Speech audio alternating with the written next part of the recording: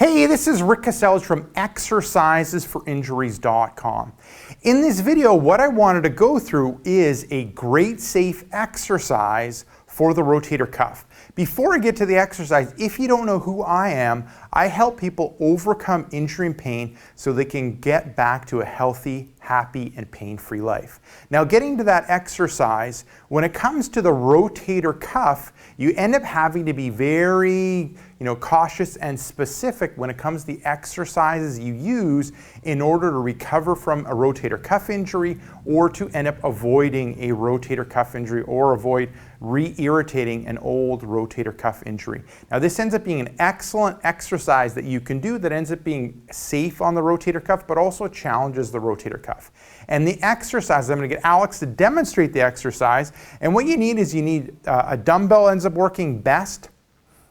So you end up grabbing a dumbbell. I would end up starting off with a light weight till you kind of get the technique right, and then you can start loading it up and getting heavier and heavier. So this ends up being called the farmer's carry. So you end up having the dumbbell in one hand, then you're going to kind of set your shoulders. So you're kind of bringing that shoulder blade and bringing it at an angle and kind of tightening all those muscles around your shoulder blade. Now you're ready to walk. Now you end up walking.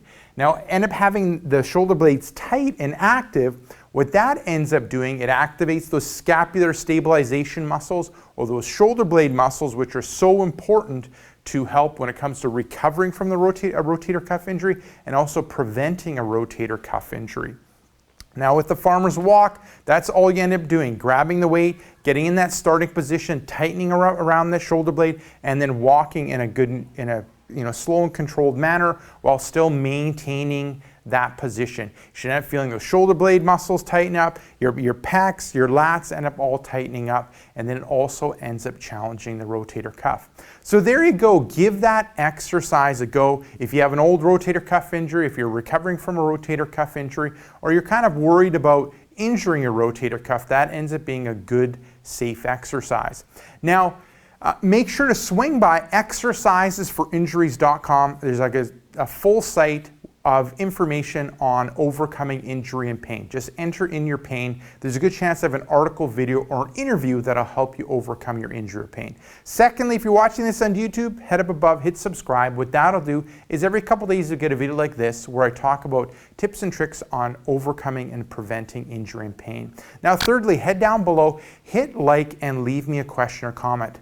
Now lastly, if you're looking for a comprehensive resource when it comes to overcoming a rotator cuff injury, take a look at my effective rotator cuff exercises program. So this is Rick Kaselj from exercisesforinjuries.com saying take care and bye-bye.